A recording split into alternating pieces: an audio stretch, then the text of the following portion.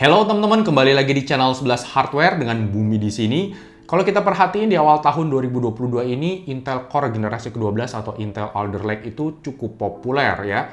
Dari mulai Core i3-nya sampai dengan Core i9-nya, menurut saya itu punya harga yang kompetitif, bahkan cenderung lebih worth it ya untuk beberapa lini dibandingkan dengan kubu merah. Nah, oleh karena itu, Mobo B660 sebagai kelas mid-range itu cukup banyak dicari oleh para pengguna PC. Nah, kali ini kita udah kedatangan Mobo B660 dari Asus TUF Gaming, yaitu B660M plus Wi-Fi yang DDR4. Thank you banget buat Asus Indonesia udah minjemin kita Mobo ini untuk dites, juga udah minjemin prosesornya Intel Core i7 12700KF, dan juga ini water cooling ukuran 240 mm dari Asus TUF Gaming. Nah, seperti apa sih performa dari Mobo ini? Namun sebelum kita mulai videonya, jangan lupa untuk subscribe dulu channel 11 Hardware dan follow Instagram kita di @11.hardware. Asus TUF Gaming B660M Plus Wi-Fi ini dibanderol di kisaran harga 3,4 sampai dengan 3,5 juta rupiah. Asus juga merilis yang versi ukuran ATX-nya yang dibanderol lebih mahal, sekitar 3,6 juta rupiah. Sebelum kita bahas fitur-fiturnya, mari kita unboxing dulu. Pertama, kita menemukan sebuah antena Wi-Fi yang sayang sekali masih menggunakan model yang lama. Lalu di bawahnya terdapat Mobonya itu sendiri, di bawahnya lagi terdapat sertifikat khasnya Asus TUF Gaming, buku manual, stiker keren tema TUF Gaming, DVD driver, 2 buah kabel SATA, dan yang terakhir terdapat tempelan karet dan masing-masing 2 buah baut M.2 beserta dudukannya. Untuk Mobo di budget 3 jutaan, paket pembelian dari Asus ini menurut saya udah cukup menarik. Mobo ini adalah Mobo berukuran Micro ATX, yang artinya ukurannya ini tuh lebih kecil daripada Mobo ATX yang standar. Chipset Intel B660 sendiri adalah chipset kelas mid-range untuk prosesor Intel generasi ke-12, yang posisinya berada di bawah Mobo chipset Z690. Mobo ini akan cocok ditandem dengan prosesor Intel Core i7 ke bawah, terutama prosesor yang tidak bisa di-overclock atau non-K series seperti Core i7 12700F, Core i5 12500, ataupun 12400F. Untuk fitur-fiturnya, kita mulai dari bagian atas Mobo. Di sini Asus menggunakan 8+4 pin IPS power connector. Di sebelah kanannya terdapat 2 buah fan header untuk CPU. Di ujung kanan terdapat 1 fan header untuk water pump, lalu di bagian bawah terdapat 3 fan header untuk kipas casing. Secara total, kita menemukan 6 buah fan header pada Mobo ini, jumlah yang cukup banyak untuk sebuah Mobo di budget 3 jutaan. Walau sayang tidak terdapat fan header pada bagian samping kanan dan pada bagian samping kiri untuk memudahkan pemasangan kipas belakang casing. Tak hanya fan header, Asus juga cukup royal memberikan konektor untuk RGB. Di sebelah kanan atas kita menemukan 2 buah addressable RGB 3 pin. Lalu di bagian bawah Mobo ada 1 buah RGB 3 pin lagi dan 1 buah RGB konektor yang 4 pin. Untuk slot DIMM-nya terdapat 4 buah. Asus mengklaim dapat menggunakan RAM dengan kecepatan hingga DDR4 5333 dengan OC tentunya. Untuk list RAM apa saja yang cocok dengan Mobo ini, teman-teman bisa cek ke website resminya Asus. Untuk debug LED-nya, Asus menggunakan LED troubleshooting yang berwarna. Kita bisa mengetahui bagian mana yang mengalami error dari warna lampu yang menyala. Turun agak ke bawah, di sini kita menemukan 1 buah konektor USB Type-A 3.2 Gen 1 dan 1 buah USB Type-C 3.2 Gen 1 untuk front panel casing. Di bawahnya lagi, kita juga menemukan 2 buah slot SATA yang menghadap ke samping dan 2 buah slot SATA di bagian bawah yang menghadap ke depan. Tak lupa, Asus juga menyematkan sedikit nyala RGB pada bagian samping kanan atasnya ini. Berikut adalah konektor-konektor yang bisa kita jumpai pada bagian bawah motherboard. Di sini kita bisa menemukan 1 buah Thunderbolt header. Untuk tombol clear CMOS-nya, di sini agak menyempil dan masih menggunakan jumper 2 pin. Sedangkan untuk audio codec-nya, Asus menggunakan audio codec dari Realtek yang sudah di-rebrand oleh Asus. Audio codec inilah yang dapat menghasilkan suara noise cancelling secara 2 arah. Next, kita ke slot ekspansi. Asus menyediakan 3 buah slot PCI Express. Menariknya, slot PCI Express yang utama sudah menggunakan Armor dan sudah support PCI Express x16 Gen 5.0. Sepertinya Asus adalah satu-satunya brand yang punya Mobo B660 dengan PCI Express Gen 5.0 seperti yang ada pada Mobo Z690. Namun jika kita colok 2 buah graphic card, bandwidth-nya ini akan turun ke kali 4. Beralih ke slot M.2-nya, di sini Asus menyediakan 2 buah slot M.2 di mana hanya 1 buah saja yang menggunakan Armor Shield. Oh ya, armor sheet-nya ini fleksibel, bisa dipasang juga di slot M.2 yang ada di bawahnya. Slot di atasnya ini memiliki bandwidth PCIe Gen 4x4 dari CPU, sedangkan yang di bawah ini juga support PCIe Gen 4x4 namun jalurnya berasal dari chipset. Hanya slot M.2 di bawah ini saja yang juga support SSD SATA M.2. Heatsink M.2-nya ini menggunakan thermal pad dari LED. Untuk pemasangan SSD juga cukup mudah karena Asus menyematkan pengait khusus pada baut M.2-nya ini. Kemudian kita beralih ke bagian I/O ports-nya. Asus menyediakan sampai dengan 8 buah slot USB di sini, di mana terdapat USB-C 3.2 Gen 2x2 yang memiliki kecepatan 20 Gbps dan 2 buah USB Type-A 3.2 Gen 2 yang punya kecepatan di 10 Gbps. Untuk displaynya, Asus juga sudah menggunakan HDMI 2.1 dan DisplayPort 1.4.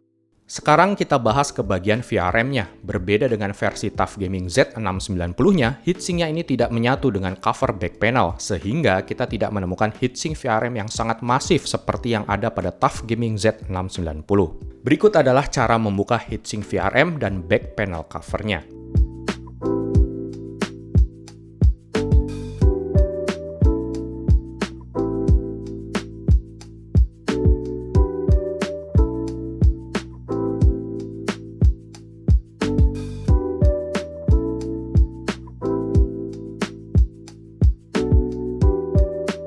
Asus menyematkan heatsink VRM yang cukup besar pada bagian sisi kirinya. Terdapat juga thermal pad yang kualitasnya cukup baik walau tidak tertera spesifikasi teknisnya. So, inilah bagian VRM dari Mobo ini. Asus mengklaim menggunakan 10+1 Smart Power Stages. Walau jika kita telaah lagi, Mobo ini sebenarnya hanya memiliki 5+1 power phase saja, di mana 5 phase untuk V-Core dan 1 phase untuk iGPU. Sedangkan VRM yang ada di bawah ini adalah VRM untuk VCC-in yang punya PWM controllernya sendiri. Asus menggunakan ESP2100 Voltage Controller. Controller ini sudah di-rebrand oleh Asus menggunakan penamaan sendiri, sehingga kita tidak tahu chip ini berasal dari brand apa, entah itu International Rectifier ataupun Renesas. Untuk MOSFET V-Core dan iGPU-nya, Asus menggunakan VC SIC654 50A. Ini adalah MOSFET kelas mid-range yang juga ada di Mobo X570 ASRock PG Velocita dan PG Riptide. Overall, VRM pada Mobo Asus B660M TUF ini memang tidak sebaik versi Z690 TUF-nya.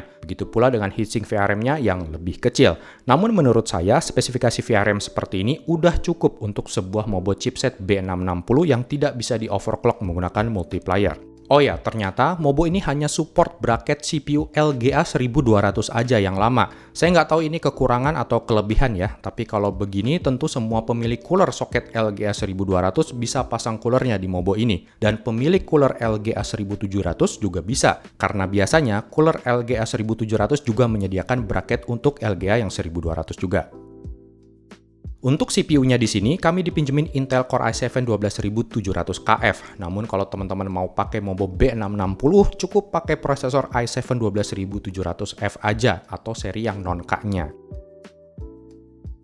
Berikut adalah penampakan Mobonya ketika sudah berada di dalam casing. Kami pakai casing Cooler Master MB311L yang juga berukuran micro ATX supaya terlihat lebih proporsional.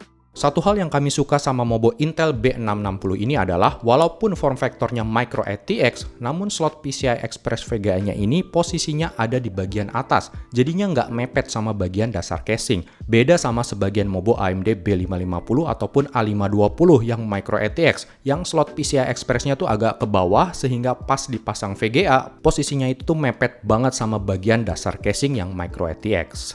Oke, inilah penampakan Mobonya ketika PC-nya udah nyala. Gimana? Keren nggak?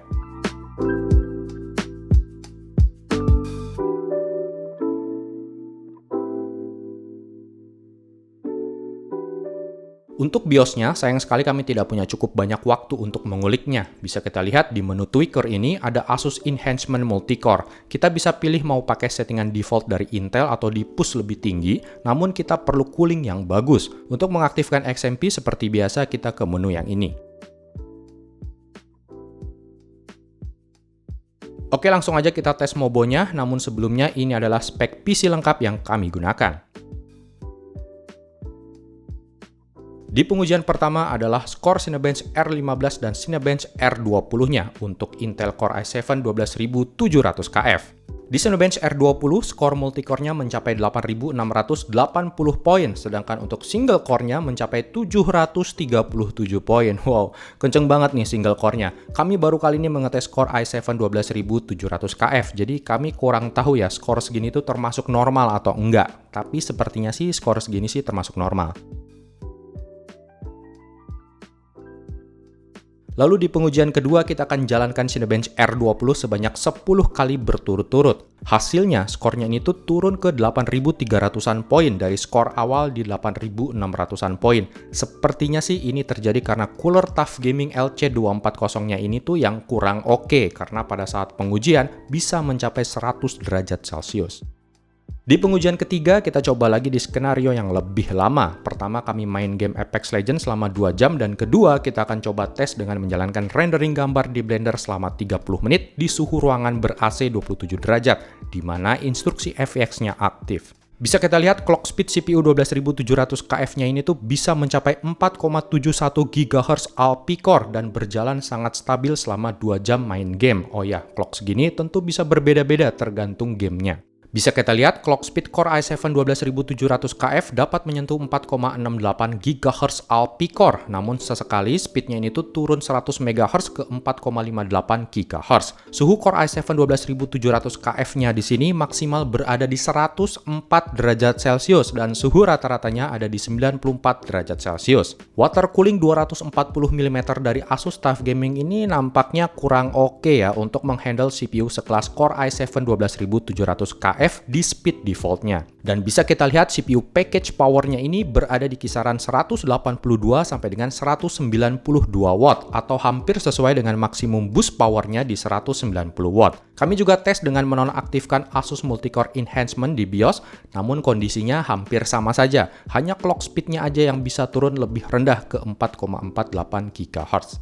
Namun untungnya, walau suhu CPU-nya sampai 100-an derajat Celcius, suhu VRM V-Core-nya itu maksimal hanya di 70 derajat Celcius saja ketika kami ukur melalui belakang PCB tepat di belakang MOSFET V-Core-nya. Mobo ini saya rasa masih cukup oke jika ditandem maksimal dengan Intel Core i7 12700 series selama teman-teman menggunakan CPU cooler kelas high-end. Sekarang kita tinggal lihat apakah Mobo ini worth it atau tidak di harga 3,4 sampai dengan 3,5 jutaan rupiah. Kita akan coba bandingkan dengan Mobo merek lain namun terbatas di Mobo B660M Micro ATX saja. Pada saat video ini dibuat, saya hanya bisa menemukan Mobo Aorus B660M Aorus Pro saja di harga 3 juta rupiah, Mobo ASRock B660M Pro RS di 2 juta rupiah, dan Mobo MSI B660M Mortar Wi-Fi di 3,4 jutaan rupiah. Hanya Mobo MSI B660M Mortar saja yang secara harga dan fitur bisa fair untuk kita jadikan lawan dari Asus TUF Gaming ini. Mungkin Gigabyte dan ASRock belum masukin seri B660M lain di budget 3,4 jutaan. So kita hanya bandingin sama MSI B660M Mortar Wi-Fi saja. Dari sisi VRM, MSI punya heatsink VRM yang lebih masif dan spesifikasi VRM-nya yang sedikit lebih baik. Menarik juga nih ya. Terus MSI Mortar juga punya 2 buah heatsink untuk slot M.2, di mana Asus TUF Gaming hanya ada 1 buah heatsink saja. Namun Asus sudah support slot GPU PCI Express Gen 5.0, di mana MSI masih pakai yang Gen 4. Lalu untuk fan header, Asus punya 6 buah konektor fan, sementara MSI hanya punya 4 buah fan konektor aja. Lalu untuk RGB header, Asus punya 3 buah eRGB dan 1 buah RGB 4 pin, sementara MSI Mortar hanya punya 2 buah eRGB header dan 1 buah RGB 4 pin.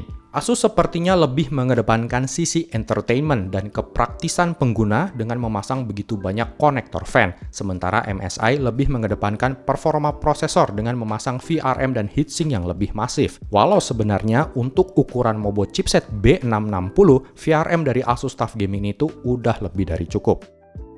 Namun untuk kalian yang ekosistem PC-nya sudah pakai komponen serba Asus, apalagi VGA-nya pakai Asus juga, dan tema PC-nya juga warna hitam, maka Asus B660M TUF Gaming ini adalah pilihan yang lebih tepat. Tapi sekali lagi, pilihan tetap berada di tangan kalian. Di sini kami hanya menyajikan sedikit data saja mengenai motherboard ini.